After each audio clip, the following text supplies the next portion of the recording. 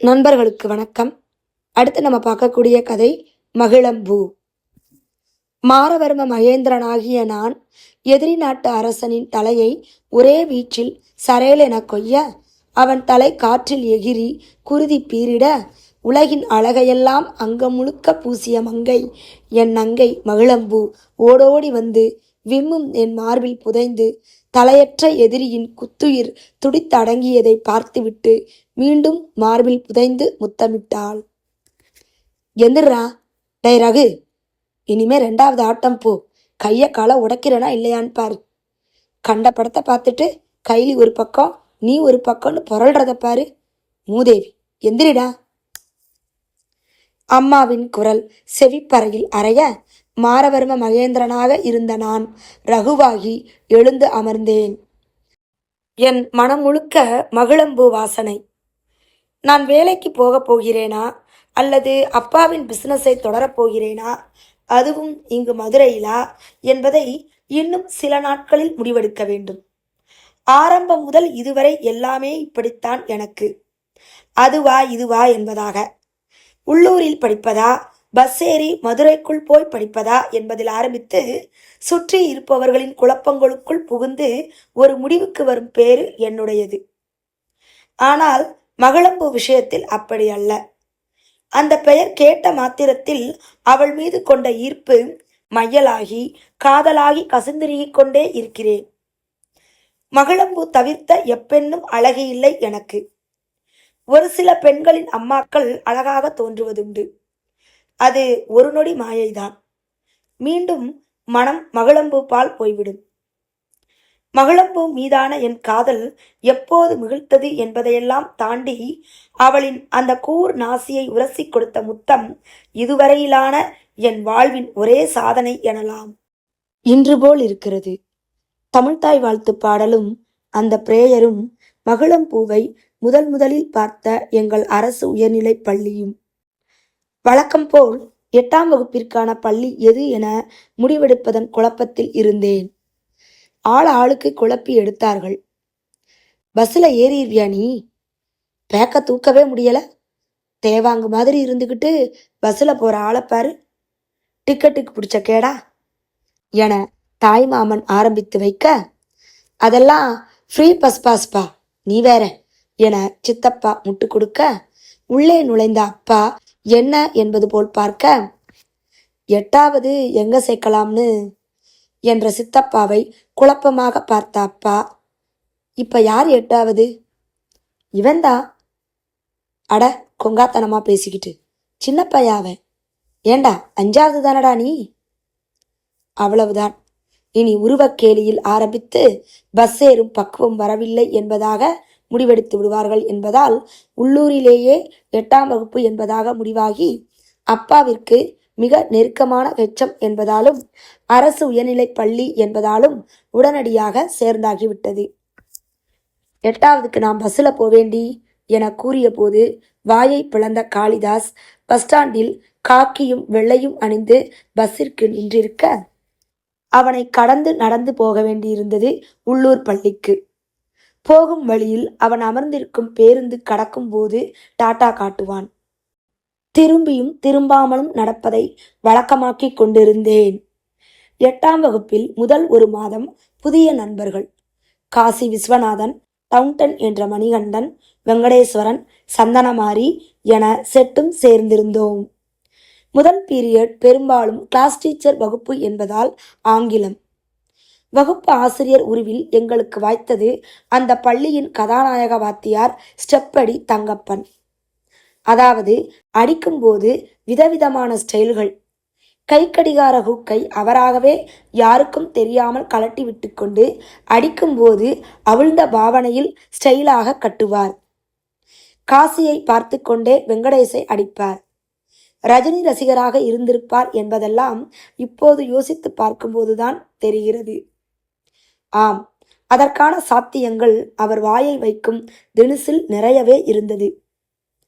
நல்ல வேலை, இன்னைக்கு சார் பீரியடு மதியானம் இல்லை. காசி சாப்பிட்டு டிஃபன் பாக்ஸை மூடிக்கொண்டே சொல்ல, நான், டேய் இன்னைக்கு மதியம் பீரியடே அவர்தான். இன்னைக்கு செவ்வாய்க்கிழமை. ஐயோ, நேத்து நடத்தினதை கேட்பாரேடா சொல்லிக்கொண்டே சடுதியில் பையை மூட்டை கட்டி கிளாஸை விட்டு கிளம்பி விட்டான். நான் வீட்டுக்கு போறேன். ஆனால் அரை நொடி தாமதம். அவன் வெளியேறும் முன் உள்ளே வந்தார்.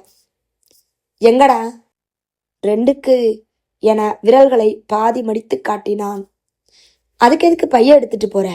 உள்ள போட என பொடர்தியில் ஒன்றை விட சரண வந்து அவன் இடத்தில் அமர்ந்தான். அவனை பார்ப்பதை தவிர்த்தேன். சிரித்தால் அடி வெளுத்து விடுவார். குட் என்ற வார்த்தைக்கு கம்பேரிட்டிவ் சூப்பர்லேட்டிவ் என்ன என்று முந்தைய நாள் சொல்லிக் கொடுத்ததை கேட்டார். பக்கத்தில் அமர்ந்திருந்த டவுன்டன் லேசாக குட்டர் என முணுமுணுத்தான். சூப்பர், இங்கனக்குள்ளதான் யாரோ கரெக்டாக சொன்னாங்க. Good, very good. நேற்று எவனோ கரெக்டாக கவனிச்சிருக்கான் என்று சத்தம் வந்த திசை நோக்கி மிகவும் வாஞ்சையாக சொன்னார். அவரின் வியூகம் புரியாத டவுன்டன் சட்டென எழுந்து கையை கட்டிக்கொண்டு பெருமிதமாக குட்டர் சார் என்றான். விட்டார் பாருங்கள் அடி, வெளுத்து எடுத்து விட்டார். விரல் இடுக்கில் பென்சிலை சொருகி மாவாட்டி கொண்டே சொல்லு. குட், பெட்டர், பெஸ்ட் சொல்லு என அந்த பென்சிலின் ஆட்டத்திற்கு ஏற்ப அவன் தலையையும் மாவாட்டி பினிஷிங் டச்சாக முதுகில் ஒரு மொத்து மொத்தி முடித்தார். இப்படி அடியும் சிரிப்புமாக போய்க் கொண்டிருந்த நாட்களில்தான் அந்த பெயர் காதில் கேட்டது. புது அட்மிஷனா சார் என பியூன் கொண்டு வந்து விட என்னை கடந்து பெண்கள் பக்கமாக போய் அமர்ந்தாள். வருகை பதிவேடு எடுக்கும்போது அவள் பெயரை எலிசபெத் ராணி டீச்சர் நிறுத்தி நிதானமாக மகிழம்பூ என்று உச்சரிக்க எழுந்து உள்ளேனம்மா என்று சொன்ன நொடியில் எனக்குள் ஏதோ ஒன்று உருவானது. இனக்கவர்ச்சி என்ற ஈர வெங்காயமெல்லாம் இப்போதுதானே தெரிகிறது. அப்போது அது ஏதோ ஒன்று, அதுவும் பயங்கரமான ஒன்று. அதன் பிறகு ரீசஸ் பீரியடில் ஒன்றுக்கு போகாமல் காசி டவுனோடு மாங்காய் வாங்கையும் போகாமல் வகுப்பிலேயே அமரத் துவங்கினேன். ஒரே வாரத்தில் போர்டில் வருகை பதிவு தேதி எல்லாம் எழுதி கீழே கலர் சாப்பீஸால் நெளிநெளியாக கோடு போடும் பொறுப்பில் ஆரம்பித்து காலை பிரேயரில் தமிழ்தாய் வாழ்த்தை மைதானத்தின் நடுவில் நின்று மைக்கில் பாடும் அளவிற்கு மகிழம்பூ முக்கியமாகி இருந்தாள். கரும்பலகை என்பது பெயரளவில்தான் அரசு பள்ளிகளில். வெளுத்து போய் சாக்பீஸ் கிழிக்கப்படும் போது பல்கூசும் சத்தம் எழும்பும். மகிழம்பூ எலிசபெத் டீச்சரிடம், டீச்சர் ஊமத்தொர பூசலாமா போர்டுக்கு?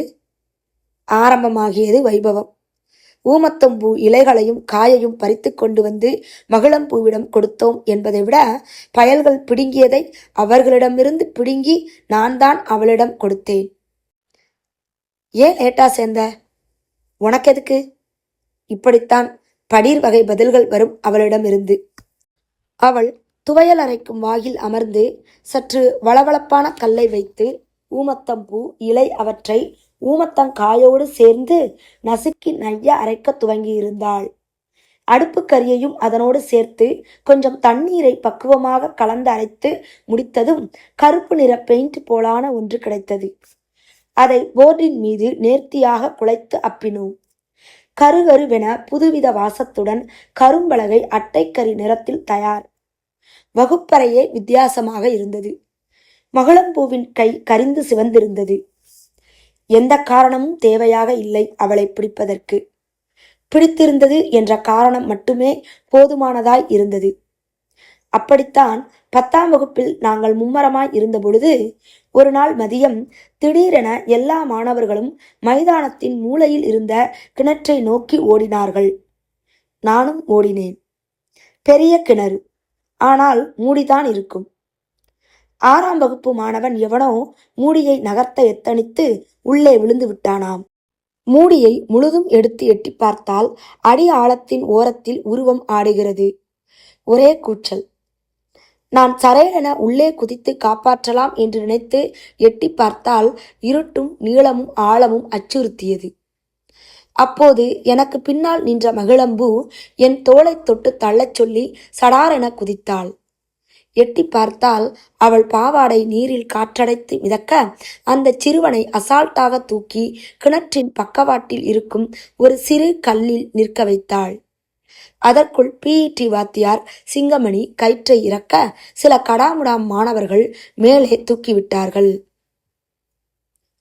மகிழம்பூ கிணற்றின் பக்கவாட்டில் கால்பதிய இருக்கும் ஓட்டைகளில் கால் வைத்து லாகவமாய் மேலேறி அவளை நோக்கி நீட்டப்பட்ட எல்லா கரங்களையும் புறக்கணித்து ஒரே தாவலில் கைப்பிடி சுவரை தாண்டி கையை தட்டிக்கொண்டு ஈரம் சொட்ட நடந்து போனாள். ஏண்டா குதிக்காம சுத்தி முத்தி எனத்தரா தேடிக்கிட்டு கிடந்த? அவள் என்னிடம் அந்த கேள்வியை கேட்டதும் சட்டென சொல்லிவிட்டேன். உனையத்தான் தேடுனேன், ஆளை காணோம்னு. முறைத்தாளா நக்கலாக பார்த்தாளா என்று புரியாதவாறு அவள் புருவங்கள் குறுக ஒரு பார்வை பார்த்தாள். நெசமா மகிழம்பூ? தலையை ஆட்டியவள் தன் கொஸ்டின் பேங்கை என்னிடம் கொடுத்தாள். நன்றாக படித்தோம். மேல்நிலைப் பள்ளியில் அவள் ஃபர்ஸ்ட் குரூப் எடுத்தாள். நான் தவளையை அறுக்க பயந்து கம்ப்யூட்டர் சயின்ஸ் குரூப் எடுத்தேன். எப்போதேனும் எதிர்பட்டு கொண்டால் சிநேகமாய் சிரித்து கொள்வோம். நடுவில் ராஜீவ்காந்தி படுகொலை பற்றிய செய்தி தெரியாமல் மகிழம்பூவின் அம்மாவும் தம்பியும் திருப்பரங்குன்றத்தில் பயந்து நிற்க வாடகை சைக்கிளில் ட்ரிபிள்ஸை அடித்து அவர்களை பாதுகாப்பாக வீட்டில் சேர்த்தேன். கண்முன்னே அவள் வெவ்வேறு வடிவங்கள் பெற்று அழகாகிக் கொண்டே போனாள் என்பதை மூளை உணரவில்லை. எல்லாம் மகிழம்பூவை சேலையில் பார்க்கும் வரையில்தான். என் கல்லூரிக்கு அருகில் பெருமாட்டி போல் சேலையை கட்டிக்கொண்டு தன் கல்லூரிக்கு போய்க் கொண்டிருந்த ஒரு பொற்காலையில் அவளை நிறுத்தினேன். நீராறும் கடலுடுத்த என ராகம் இழுக்க தன் கையில் வைத்திருந்த பெரிய புத்தகத்தால் என் மண்டையில் அடித்தாள். எப்ப பாரு கேலிதான். அது சரி, இது என்ன சேலை கீழையெல்லாம் நல்லாவே இல்லை. அவள் ஒரு முறை குனிந்து பார்த்துவிட்டு அதன் பிறகு அவள் கவனம் சேலை நன்றாக இல்லை என்பதில் செல்ல, சரி சாயந்தரம் வீட்டு பக்கம் வாடா என்று போய்விட்டாள். ஏண்டா இன்னமும் வாடா அந்த பிள்ளைய விரட்டிட்டு இருக்க? டவுன்டன் கேட்டதும் சற்றே வெட்கமாக இருந்தது. அட விரட்டுறதெல்லாம் இல்லை மாப்பிள்ள, எத்தனை வருஷமா ஒன்னா படித்தோம். நாங்களும் தாண்டா ஒன்னா படித்தோம். அன்னைக்கு கிணத்துல மலிச்சுன்னு தவிச்சு பாரு. அன்னைக்கோட அந்த புள்ள சங்காத்தத்தையே விட்டுட்டேன் நான்லாம். டவுன்டன் பயமுறுத்தி கொண்டே அவள் வீட்டு பக்கம் கூட்டி போனான். வீடேறி போவியா இல்லை இங்கிட்டு சந்தில வச்சு பேச போறியா? டவுன்டன் பேசுவது குழப்பமாக இருந்தது. ஏன் வீட்டில் போய் பேசுனா என்ன? கூட படித்த பெண்தானே என்பதாக நான் யோசித்து கொண்டிருக்கும் போதே, ஏன்டா இங்கனே நின்றுட்டீங்க? என்ன டவுன்டா? சாரி மணி, நல்லா இருக்கியா? வீட்டுக்கு வாங்கடா என கூட்டிட்டு போனாள் மகிழம்பூ. திரும்பும் வழியில் மணிகண்டன், மாப்பிள்ள அதுகிட்ட லவ்வுக்குன்னு சொல்லி அசிங்கப்பட்டுறாத. அது சும்மா ஃப்ரெண்டாத்தான் பழகுது.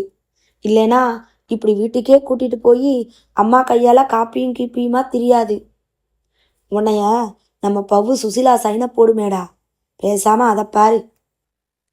டவுன்டன் நான் லேசாக குழம்பி இருந்ததை அழுத்தமாக குழப்பிவிட்டான். அவன் சொல்வதும் நியாயம்தான்.